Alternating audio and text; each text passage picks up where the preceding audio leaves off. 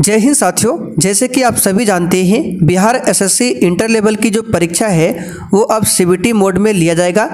तो चलिए साथियों, आज हम लोग इस एग्ज़ाम के लिए जीके जीएस से मोस्ट इम्पॉर्टेंट प्रश्नों को कवर करेंगे, जो कि साथियों आपके एग्ज़ाम के लिए सबसे ज़्यादा इम्पॉर्टेंट होगा।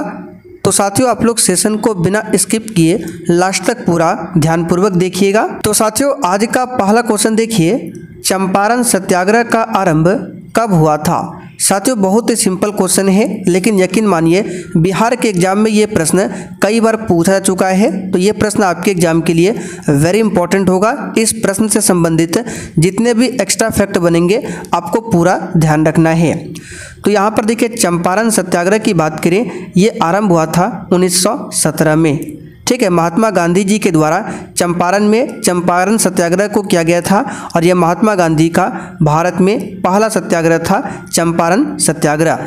ये चंपारण में तिनकठिया प्रणाली के खिलाफ हुआ था। अच्छा, महात्मा गांधी को चंपारण सत्याग्रह के लिए चंपारण आने का आमंत्रण किसने दिया था? तो नाम याद रखिएगा, राजकुमार शुक्ला ने। ये क्वेश्चन पूछा जाता है किसने दिया था, तो राजकुमार शुक्ला ने दिया था। इस बात को ध्यान रखिएगा। एक आपको पुस्तक बताते हैं, ध्यान रखिएगा, गांधी इन चंपारण। ठीक है, आप लोग नोट कर लीजिए, गांधी इन चंपारण पुस्तक के लेखक कौन है? तो दीनानाथ गोपाल तेंदुलकर। वेरी इंपॉर्टेंट रहेगा, ध्यान रखिएगा। चलिए क्वेश्चन नंबर 2 देखिए, अंग्रेजों के भारत में राज्यकाल में आखिर से एक पूर्व वायसराय कौन था? सबसे ज़्यादा इम्पोर्टेंट क्वेश्चन है साथियों, आपको एक भी क्वेश्चन को बिल्कुल भी स्किप नहीं करना है। तो यहाँ पर देखिए, अंग्रेजों के भारत में राज्यकाल में आखिरी से एक पूर्व वायसराय बताना है। तो सबसे आखिरी कौन होगा? तो आप सभी जानते हैं लॉर्ड माउंटबेटन, और उससे एक पहले कौन था? तो लॉर्ड वेवेल। तो यहाँ पर बी ऑप्शन आपका बिल्कुल सही जवाब है, लॉर्ड वेवेल। इस बात को ध्यान रखिएगा। ठीक है, चलिए क्वेश्चन नंबर 3 की ओर बढ़ते हैं। तीसरा क्वेश्चन देखिए, अभिज्ञान शाकुंतलम का प्रथम अंग्रेजी अनुवाद किसने किया था? बिल्कुल आपको सोच समझकर आंसर करना है। तो साथियों अभिज्ञानम शाकुंतलम जो है ये किसकी रचना है? तो ये कालिदास की रचना है, और इसका अंग्रेजी अनुवाद किया था विलियम जोन्स ने। नाम यहाँ पे लिख देते हैं, ऑप्शन में नहीं है, इसका ऑप्शन रॉन्ग है, विलियम जोन्स। ठीक है, विलियम जोन्स ने अभिज्ञान शाकुंतलम का अंग्रेजी में अनुवाद किया था। तो इसका ऑप्शन गलत है, आप लोग ध्यान रखिएगा।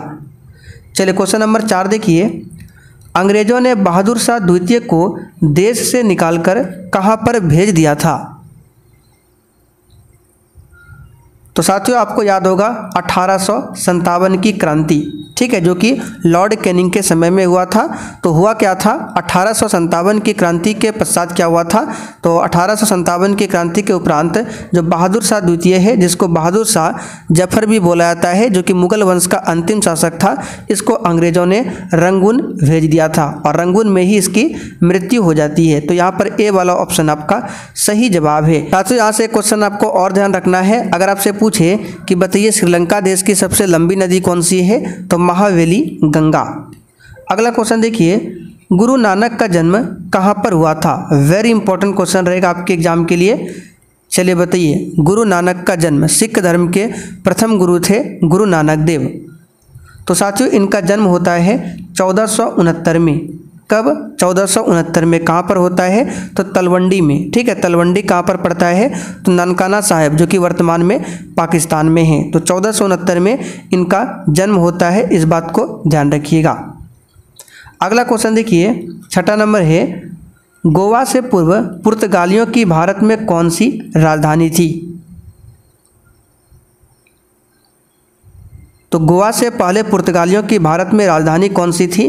कोचीन। यहाँ पर ए ऑप्शन आपका सही जवाब है। अच्छा, अगर आपसे पूछे, यहाँ से क्वेश्चन बनता है कि बताइए पुर्तगालियों का प्रथम वायसराय भारत में कौन था? तो याद रखिएगा फ्रांसिस्को डी अल्मेडा। ठीक है, कौन हो जाएगा? Francisco de Almeida. ये पुर्तगालियों का भारत में प्रथम वायसराय था। अच्छा, पुर्तगालियों का भारत में दूसरा वायसराय पूछे तो कौन हो जाएगा? Afonso de Albuquerque. क्या हो जाएगा? अल्फांसो डी अल्बुकर्क, जिसने 1510 ईस्वी में गोवा को छीना था। ठीक है, इस बात को ध्यान रखिएगा। अगला क्वेश्चन 7 नंबर देखिए, अकबर के राजदरबार में कितने रत्न थे? तो साथियों अकबर के राज दरबार में टोटल 9 रत्न थे। कितने थे? 9 रत्न। अब आपको ध्यान रखना है, एक अष्ट दिग्गज है, अष्ट दिग्गज, और एक पूछा था अष्ट प्रधान। ये क्या है? अष्ट प्रधान। तो अष्ट दिग्गज की बात करें तो किसके दरबार में अष्ट दिग्गज थे? तो इस बात को ध्यान रखिएगा सॉरी। तो अष्ट दिग्गज की बात करें तो अष्ट दिग्गज कृष्णदेव राय के दरबार में थे, और अष्ट प्रधान की बात करें तो शिवाजी के दरबार में थे। ठीक है, 8 मंत्री थे जिसको अष्ट प्रधान कहा गया, और अष्ट दिग्गज में 8 तेलुगु कवि थे, इनके समूह को अष्ट दिग्गज कहा जाता है, जो कि कृष्णदेव राय के दरबार में थे अष्ट दिग्गज। क्वेश्चन नंबर 8 देखिए, किसने दाऊद को पटना और हाजीपुर से खदेड़ कर बाहर कर दिया था? चलिए, क्वेश्चन नंबर 8 भी आपके एग्जाम के लिए वेरी इंपॉर्टेंट होगा। साथियों अभी क्या हो रहा है, जितने भी बिहार में एग्जाम लिए जा रहे हैं, बिहार से संबंधित बहुत सारे क्वेश्चन पूछे जाते हैं। अभी आपने देखा होगा रिसेंटली बिहार पुलिस का जो एग्जाम हुआ उसमें भी बहुत सारा बिहार से संबंधित क्वेश्चन पूछा गया था। तो किसने दाऊद को पटना और हाजीपुर से खदेड़ कर बाहर कर दिया था? तो अकबर ने। किसने किया था? अकबर ने। अगला क्वेश्चन देखिए, गुप्त वंश का अंतिम शासक कौन था? और साथियों अगर आपको ये सेशन थोड़ा बहुत भी पसंद आता है तो आप लोग सेशन को लाइक करें, ठीक है, और अधिक से अधिक सेशन को अपने सभी मित्रों के साथ जरूर शेयर करें। तो गुप्त वंश का अंतिम शासक विष्णुगुप्त हो जाएगा ऑप्शन के अकॉर्डिंग। गुप्त वंश की स्थापना श्रीगुप्त ने किया था। आप लोग कमेंट करके बताइए गुप्त वंश का वास्तविक संस्थापक किन्हें माना जाता है? आपको कमेंट करके ये बताना है। अगला क्वेश्चन देखते हैं 10 नंबर, बुद्ध से संबंधित अवसरों से जुड़े प्रतीकों में स्तूप किसका प्रतीक है? तो इस क्वेश्चन का आंसर हो जाएगा स्तूप जो है ये मृत्यु का प्रतीक है। गृह त्याग का प्रतीक क्या है? तो घोड़ा पूछा जाता है, ध्यान रखिएगा। बुद्ध के गृह त्याग का प्रतीक क्या है? घोड़ा है। जन्म का प्रतीक पूछे तो क्या हो जाएगा? कमल या फिर सांड। कमल या फिर सांड, ये आपका हो जाएगा किसका? तो जन्म का प्रतीक। पहला उपदेश इन्होंने कहाँ पर दिया था? तो सारनाथ में इन्होंने पहला उपदेश दिया था, जिसे धर्मचक्र प्रवर्तन कहा गया। अगला क्वेश्चन देखिए, नेशनल हेराल्ड समाचार पत्र किसने प्रारंभ किया था? तो ये क्वेश्चन भी आपके एग्जाम के लिए काफ़ी ज़्यादा इम्पोर्टेंट होगा, इसको ध्यान रखिएगा। नेशनल हेराल्ड समाचार पत्र को किसने? तो पंडित जवाहरलाल नेहरू ने प्रारंभ किया था। तो यहाँ पर बी ऑप्शन आपका सही आंसर है। अच्छा, आप लोग कमेंट करके बताइए डिस्कवरी ऑफ इंडिया भारत की खोज ये पुस्तक किसकी है? अगला क्वेश्चन, मेगास्थनीज चंद्रगुप्त मौर्य के कार्यकाल में कौन था? सही आंसर क्या हो जाएगा? राजदूत। सेल्यूकस निकेटर का राजदूत था मेगास्थनीज, जो कि चंद्रगुप्त मौर्य के दरबार में आया था। एक पूछा जाता है फाइयान। फाइयान ये किसके दरबार में आया था? तो ये चंद्रगुप्त द्वितीय के दरबार में आया था। और मेगास्थनीज की पुस्तक है इंडिका, इसे भी ध्यान रखिएगा। अगला क्वेश्चन, गुरु गोविंद सिंह की शिक्षा कहाँ हुई और उन्होंने पर्शियन कहाँ पर सीखी थी? तो गुरु गोविंद सिंह का जन्म 1666 में होता है। कहाँ पर? पाटलिपुत्र में। तो बिहार से संबंधित है, तो यहाँ से जितने भी एक्स्ट्रा फैक्ट बनेंगे आपको बता देते हैं। 1666 में इनका जन्म होता है, ठीक है। 1699 में इन्होंने खालसा पंथ की स्थापना किया था, और इनकी मृत्यु कब हुई थी? तो 1708 में। कहाँ पर? नांदेड़ में। इन सारे बातों को ध्यान रखिएगा। गुरु गोविंद सिंह की माता का नाम भी पूछा जाता है गुजरी, ठीक है, एक बार एग्जाम में पूछा गया है गुजरी। गुरु गोविंद सिंह जी की माता का नाम है गुजरी, इस बात को ध्यान रखिएगा। और इन्होंने फारसी कहाँ पर सीखी थी, यानी पर्शियन? तो ऑप्शन में नहीं दिया हुआ है, इसको भी सही कर लीजिए। आनंदपुर साहिब, इसको रट लीजिए, आनंदपुर साहिब, ठीक है। यहाँ पर इन्होंने पर्शियन सीखा था। सिखों के 10वें गुरु थे। क्वेश्चन नंबर 14 देखिए, अमजद अली खान इसको बजाने के लिए जाने जाते हैं।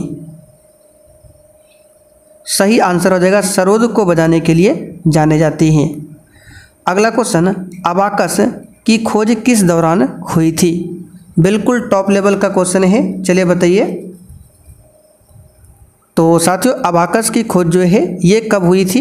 तो सांग सभ्यता काल के दौरान। यहाँ पर ए वाला ऑप्शन आपका सही आंसर है।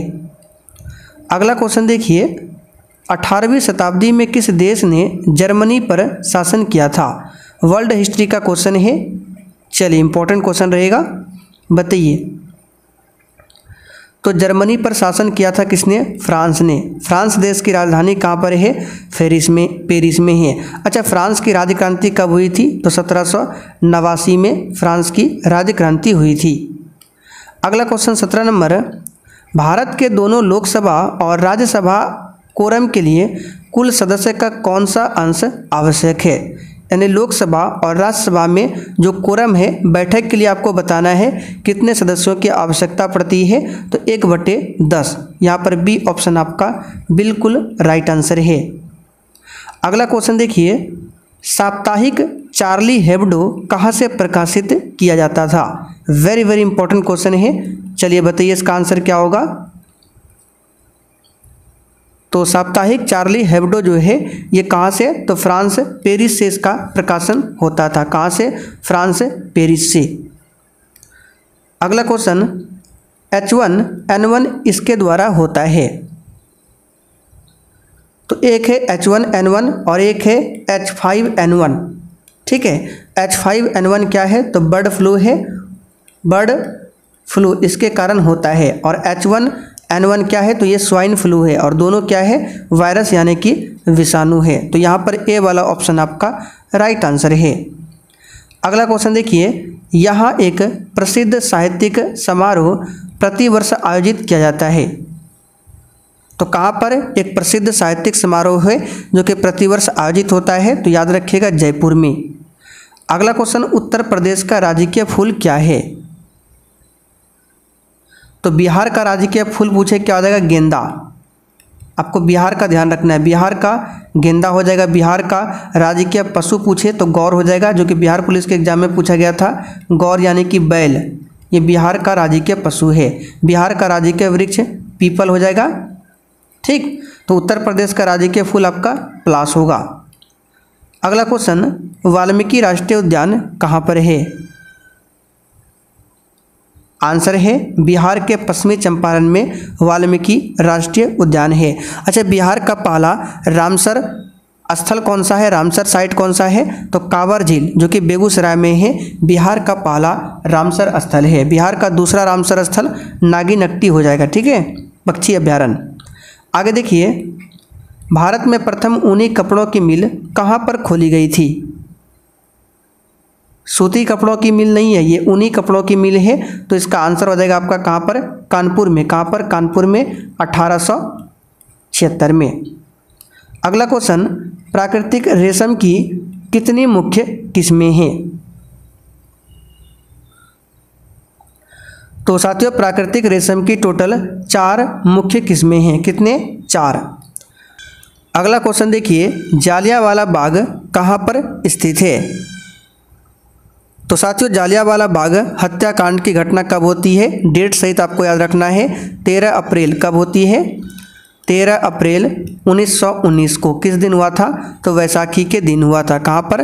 तो पंजाब के अमृतसर में। और उस समय भारत का वायसराय कौन था? याद रखिएगा लॉर्ड चैम्सफोर्ड। ठीक है, लॉर्ड चैम्सफोर्ड। तो साथियों आज हमने बिहार एसएससी के लिए ये 25 मोस्ट इंपॉर्टेंट प्रश्नों को कवर किया। आप लोग बताइए आपने 25 में से आज कितने क्वेश्चन सही किए हैं? तो चलिए आज के लिए इतना ही, तब तक के लिए जय हिंद।